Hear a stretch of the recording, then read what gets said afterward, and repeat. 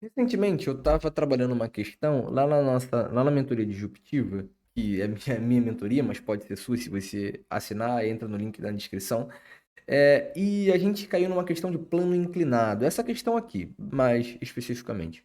Essa questão de plano inclinado, ela é o exemplo de como às vezes a gente mecaniza é, resoluções sem saber o que está acontecendo e sem saber até que existem maneiras mais fáceis de resolver nossas questões baseado em coisas que nem são da física em si, mas instrumentos matemáticos que a gente utiliza na física para conseguir resolver nossas questões. Eu quero te apresentar uma maneira de usar a lei dos senos na física. Se você não conhece, vem conosco. Eu já te convido também a se inscrever no nosso canal, curtir, compartilhar e nos incentivar para que a gente traga mais, para que eu traga mais questões parecidas com essa e bizus parecidos com esse, tá? Questão número 10, no caso da minha lista, né, que eu trouxe lá para a mentoria, mas questãozinha da EAR 2021. Ela vai falar assim: uma mola ideal está presa e apoiada sobre um plano presa à parede e apoiada sobre um plano inclinado. Quando um bloco de massa igual a 5 kg é preso à extremidade dessa mola. Esta sofre uma distensão de 20 centímetros, conforme o desenho. Perdoe a leitura, eu estou olhando para cá e para cá ao mesmo tempo.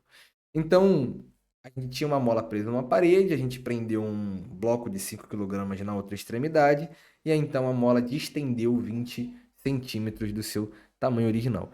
É, Considerando que o módulo da aceleração da gravidade no local vale 10 metros por segundo, e desprezando qualquer tipo de atrito, qual o valor da constante elástica da mola em Newton por metro? Bom, a primeira coisa que você tem que fazer em uma questão de plano inclinado é desenhar o seu referencial, óbvio.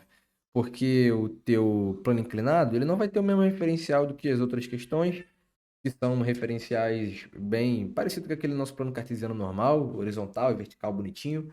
No plano inclinado, você tem um eixo que é um eixo tangencial e um eixo normal. Você não precisa chamar ele de tangencial e normal, mas sabe que teu eixo x e teu eixo y, então, aqui ele é rotacionado. Rotacionado de quanto, Jonathan? Exatamente desses 30 centímetros do teu plano inclinado. Então, por exemplo, se você tem aqui e tem, né, uma força-peso, você tem uma força-peso, essa força-peso não está exatamente na direção do eixo Y, igual sempre esteve. Exatamente pelo teu eixo ter rotacionado a mesma quantidade angular do plano inclinado, então há uma diferença aqui de 30 graus, que é a mesma do teu plano inclinado, entre a tua força-peso e o teu eixo Y agora. Tá, só que essa não é a única força que vai estar atuando aqui sobre o nosso bloco. Exatamente por isso o nosso bloco estar apoiado sobre uma superfície, há uma normal N aqui, que é sempre perpendicular ao plano, ou seja, forma um ângulo de 90 graus com o plano. E por causa da mola está deformada aqui, há uma força elástica. Sempre lembrando que a força elástica, a fórmula da força elástica, ela é igual a menos K delta X. Significa que a nossa força elástica ela sempre vai ser uma força negativa?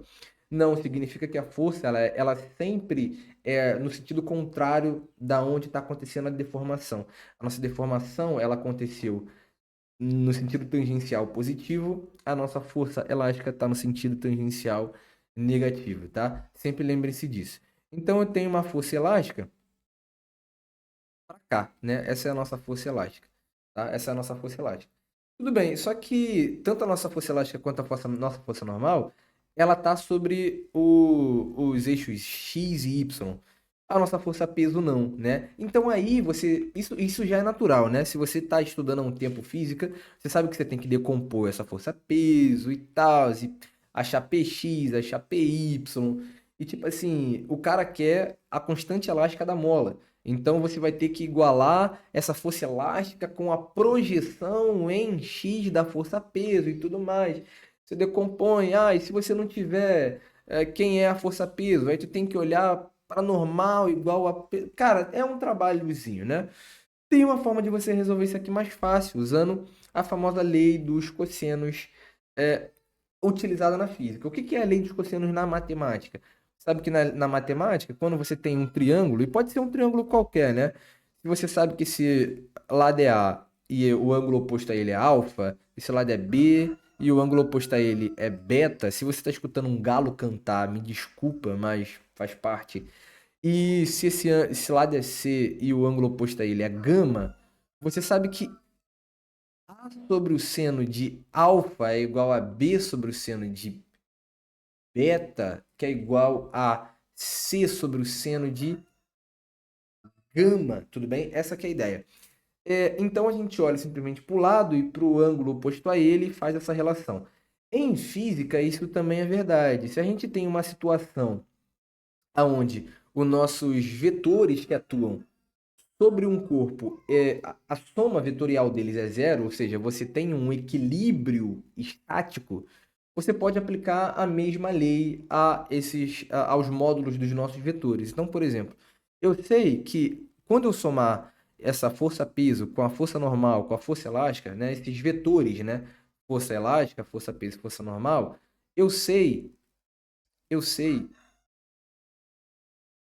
que a nossa resultante é um vetor nulo. Por quê? Porque esse cara não está se movendo, tá? Ele está em um equilíbrio, tudo bem? Essa aqui é a nossa ideia, né? A ideia da questão. E se isso acontece, então eu posso utilizar a mesma ideia da lei dos senos, que é o quê?